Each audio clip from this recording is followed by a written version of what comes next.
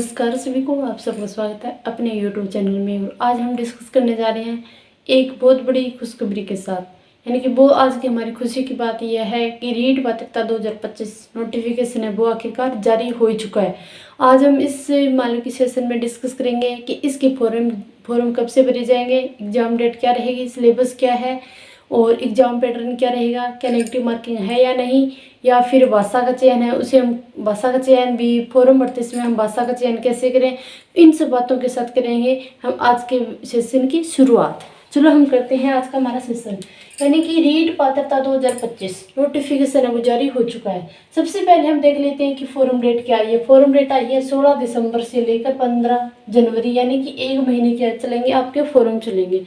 फिर है कि एग्जाम डेट क्या रही, तो एग्जाम डेट इसका क्या है कि जरूर बात है, एग्जाम होगा आपका 27 फरवरी को। फिर बात करेंगे एग्जाम पैटर्न, तो एग्जाम पैटर्न ये रहा। फिर यह बात नेगेटिव मार्किंग है या नहीं, तो रीट पात्रता 2025 यानी कि रीट ये पात्रता एग्जाम है, तो इसमें है कि किसी भी प्रकार की कोई नेगेटिव मार्किंग नहीं है। 150 क्वेश्चन दिए जाएंगे और 150 ही नंबर के आएंगे, तो आप क्या कि टोटल क्वेश्चन कर सकते हो। फिर बात करें कि योग्यता की, यानी कि योग्यता क्या मांगी गई है। अगर आप लेवल फर्स्ट के लिए अप्लाई करते हो, यानी कि लेवल फर्स्ट के लिए अप्लाई करते हो, तो आपकी क्या +2 प्लस BSTC या DLD होने चाहिए। और अगर मान लो लेवल 2 के लिए करते हो तो आपको +2 प्लस मान लो कि बी एड होने चाहिए। इसमें क्या किया आपके बार एक और बहुत बड़ा बदलाव हुआ है कि जो भी BSTC या DLD या B.Ed मान लो कि प्री ईयर वाले भी फॉर्म अप्लाई कर सकते हैं और फाइनल ईयर वाले भी फॉर्म अप्लाई कर सकते हैं। यानी कि जिनकी फर्स्ट ईयर है अभी शुरू हुई है वो भी क्या कि इस फॉर्म को अप्लाई कर सकते हैं। अगर उनकी वालों की ये पात्रता क्लियर हो गई है तो अभी जो भाई 3rd ग्रेड की वैकेंसी आएगी उसमें तो उनको शामिल नहीं किया जाएगा, लेकिन इस वैकेंसी के बाद जस्ट दूसरी वैकेंसी आएगी तो उसमें क्या कि उनको फर्स्ट ईयर वालों को शामिल किया जाएगा। यानी कि उनकी जो पात्रता है वो मान्य जाएगी, यानी कि जो मान लो कि अभी क्लियर कर देंगे नहीं तो उनकी पात्रता को आज उनके लिए मान्य माना जाएगा।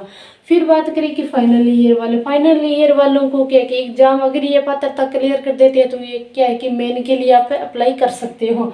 अगर आपका सेकेंड ईयर का एग्जाम भी मान लो कि जो मेन रीट होगी उससे पहले हो जाए तो आपको क्या कि मान्य माना जाएगा। वरना अगर आपका मतलब कि रीट मतलब कि मेन का एग्जाम हो जाए और आपका रिजल्ट बाद में आता है तो आपको मान्य नहीं किया जाएगा। तो ये रही योग्यता की बात है। यानी कि फिर बात करते हैं कि जो रीट 2022 में जिन्होंने पात्रता क्लियर करी, यानी कि वो क्या कि मान्य होगी या नहीं होगी, कि उन विद्यार्थियों को दोबारा देने की ज़रूरत है या नहीं। तो जिन्होंने 2022 में रीट पात्रता क्लियर कर ली ना, उनको दोबारा रीट देने की ज़रूरत तो नहीं है। लेकिन अगर आपका मन है भी, हम देख सकते हैं कि हमारा स्कोर कितना जा रहा है कितना नहीं।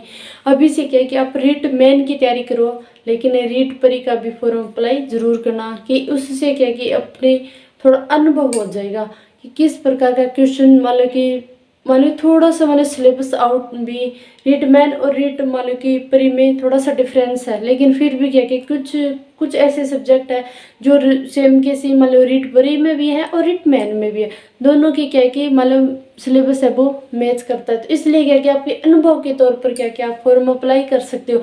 फिर बात कुछ बच्चों के माइंड में ये डाउट होता है कि अगर भी 2022 अभी हम दे रहे हैं, 2022 वाली तो हमारी क्लियर है, लेकिन अभी 2025 में अगर हम एग्ज़ाम दें और वो क्लियर ना हुए तो फिर कि हम मेन का एग्ज़ाम दे पाएंगे या नहीं दे पाएंगे, तो वो बिल्कुल भी मान लो कि टेंशन की ज़रूरत नहीं है कि आप एग्ज़ाम नहीं दे पाओगे। अगर आपकी 2022 वाली क्लियर है वो तो क्या कि आजीवन मान्य है, तो क्या कि आप फॉर्म अब मान लो कि आप मेन का एग्ज़ाम दे सकते हो, इसमें कोई दिक्कत नहीं आएगी। इसलिए क्या कि आप अपने अनुभव यानी कि आपका एक्सपीरियंस चेंज करने की मतलब कि एक्सपीरियंस है उसको देखने के लिए क्या कि आप फॉर्म अप्लाई कर सकते हो और करना भी चाहिए। फिर बात करें कि नेगेटिव मार्किंग तो है ही नहीं इस एग्ज़ाम में। फिर बात करें कि भाषा का चयन और एग्ज़ाम पैटर्न क्या है। एग्ज़ाम पैटर्न सबसे पहले बता देती हूँ कि CDP के 30 क्वेश्चन पूछे जाएंगे 30 नंबर के, लैंग्वेज फर्स्ट के क्वेश्चन पूछे जाएंगे 30 नंबर के और 30 ही क्वेश्चन, और 30 क्वेश्चन लैंग्वेज सेकंड के पूछे जाएंगे 30 ही नंबर के। 30 ही नंबर के मैथ के क्वेश्चन आएंगे और 30 ही क्वेश्चन आएंगे। फिर है कि EVS के 30 क्वेश्चन 30 ही नंबर के आएंगे।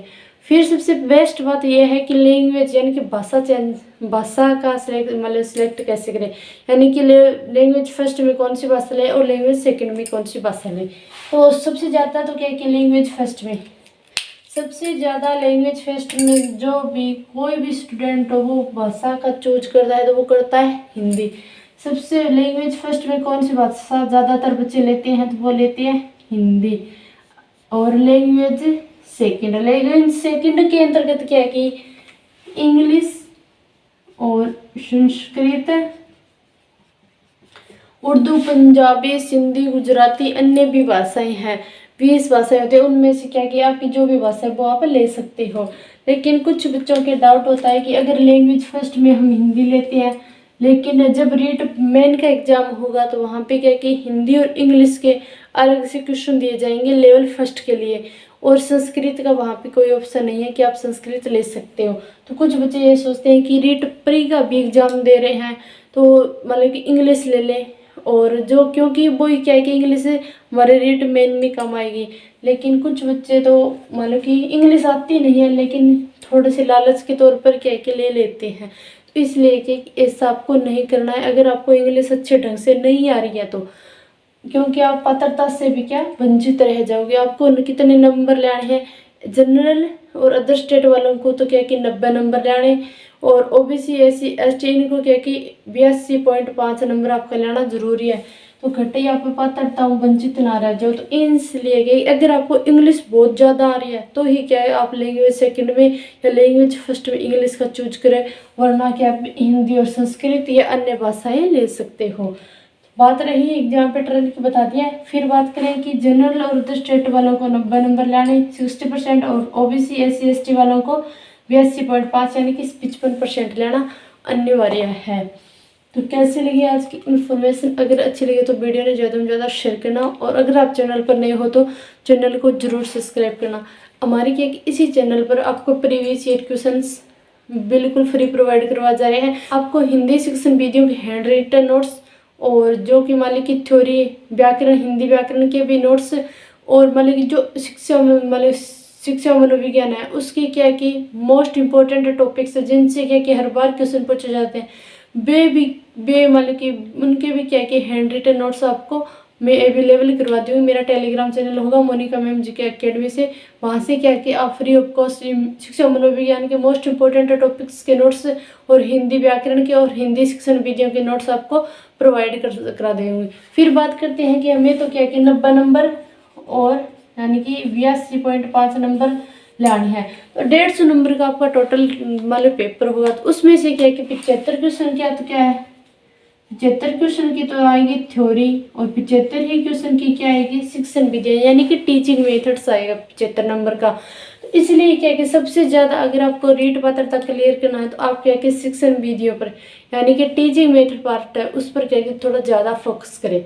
अगर आप उससे भी टीचिंग मेथड का अगर आप 75% का कोर्स मतलब कि कंप्लीट कर लोगे ना मैटर, तो भी क्या कि आपकी रीट पात्रता क्लियर होने से कोई नहीं रोक सकता। इसलिए क्या कि अभी 70 दिन बचे आपके पास, तो सबसे ज़्यादा क्या कि प्रीवियस ईयर क्वेश्चंस करो और टीचिंग मेथड पर क्या थोड़ा सा फोकस ज़्यादा करो। और फिर क्या है कि जैसे कि आप प्रीवियस ईयर क्वेश्चंस करोगे ना तो आपको पता चल जाएगा कि वे किस मतलब कि टॉपिक से किस प्रकार के क्वेश्चन पूछे जा रहे हैं। तो इसलिए क्या कि आप उन्हीं टॉपिकों को मतलब कि अच्छे ढंग से तैयार करो जिससे कि आपके आसानी से पेपर क्लियर हो जाए। तो मिलते हैं नेक्स्ट